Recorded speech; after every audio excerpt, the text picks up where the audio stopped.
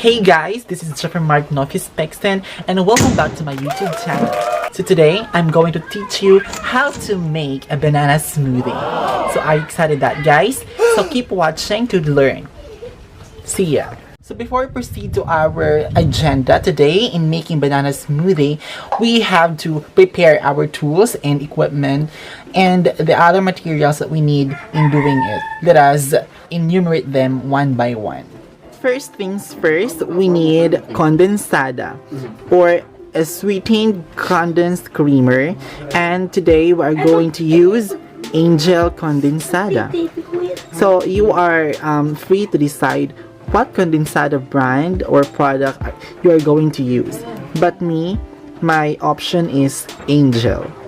Next, the condensada cannot successfully make our smoothie or banana smoothie without ice. Prepare, or you have to be ready with the ice. Is the primary material that we are going to use. We have to crush this one.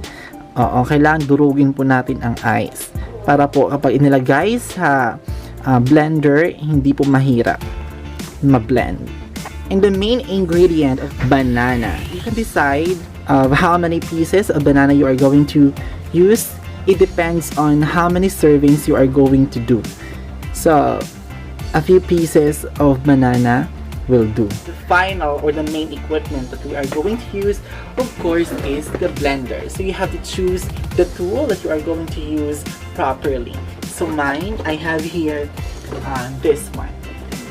So I have a separate video with this.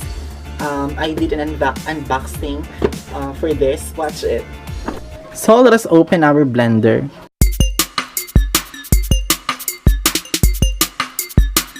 As you can see, we have a recipe booklet here.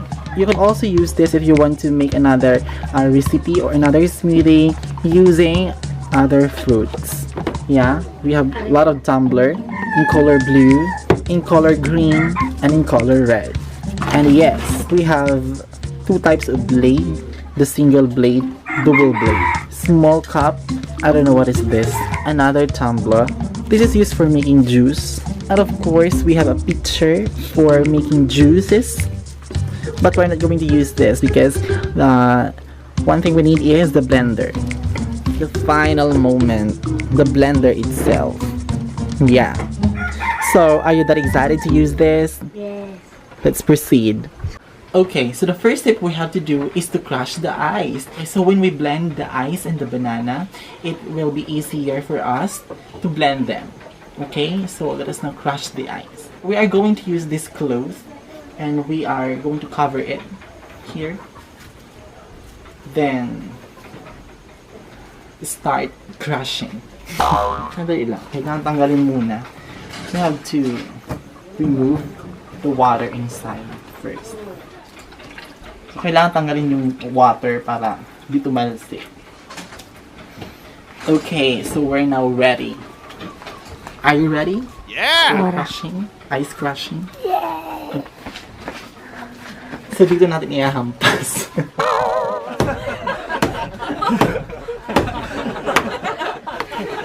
Rolling? Nag-roll ka? Camera, okay ang camera. Hindi na agad.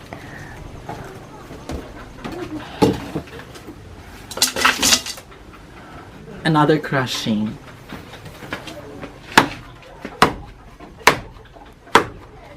Okay. So next thing, we have to put the crushed ice onto the blender and let us start now blending with the banana. Where is the tumbler? Rolling pa. Okay.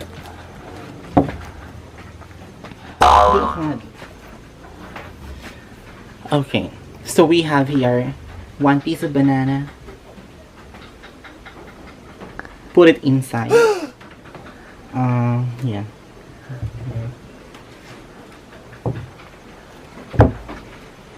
Oh my gosh, hindi pa natin nabuksan. Bubuksan muna natin yung ating Angel condensada. Okay, so bubuksan muna natin yung ating Angel condensada can para tuloy-tuloy na yung paggawa natin ng banana smoothie. Okay.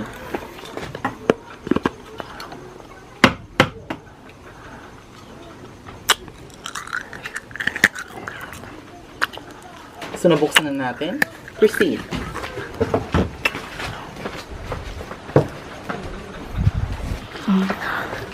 Dapat, na-slice natin yung banana. Hindi ko na-slice.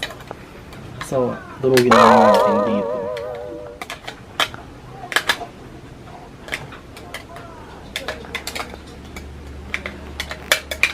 I think kailangan natin ng 2 banana. 3 banana.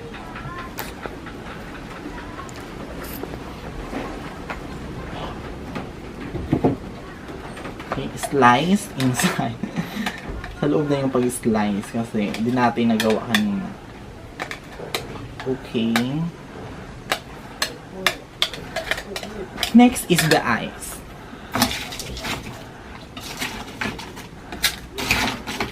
So, kailangan natin tansyahin kung gaano karaming ice ang ating ilalagay.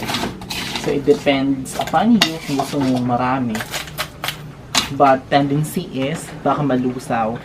So, you need to measure the milk or the condensate you are going to put inside.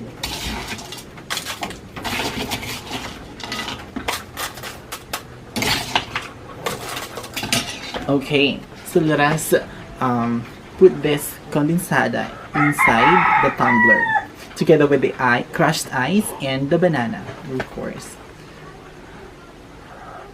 Ay. Ayaw. So, isa pa.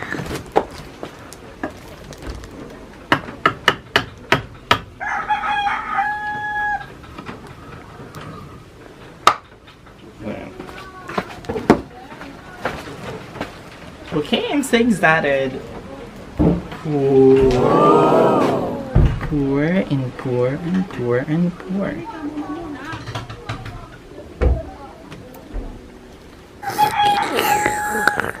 Lashes. Perfect. Okay. Tapos, what's next? Hindi mo na hugasan. Okay, hugasan mo na. So, gagawin natin, let us, Tanggala. Ito na, tanggal nga green. Ini, tanggal ito ini. Are you sure? So, remove to. Tapos, Kamanda at bibinap.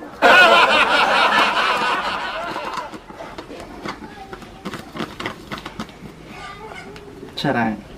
And we are now going to start blending. So, let's plug in the blender. Lapit. Lapit ka dito, lapit. Ipakita mo. Okay. Ito lang yung makikita, ha?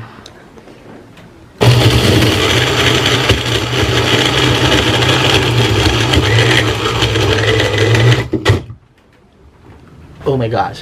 So, in blending this, kailangan po natin sa paggamit ng equipment na to, at least 10 seconds. Tapos, iaangat na naman natin. Hindi dapat tuloy-tuloy yung pagbe-blend. Did you get it? Okay, next.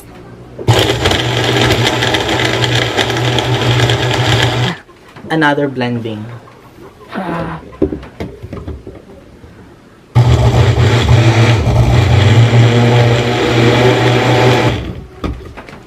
And yes, finally, we have now our banana smoothie. So let us taste this one. Show it.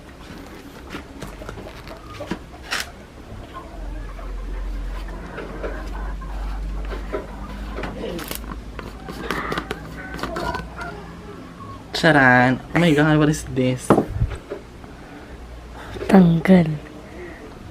Okay. Show me. So we will now taste our banana smoothie. Pait. Delicious. So, this ends our video. If you enjoyed this watching, don't forget to hit the subscribe button, of course, the notification bell. So expect another tour expect another tutorial video in making banana smoothie or in other fruits, using other fruits. So stay expect more videos related to this in making smoothies. So next time we will use another variety of fruit in making smoothie. So meanwhile, bye bye.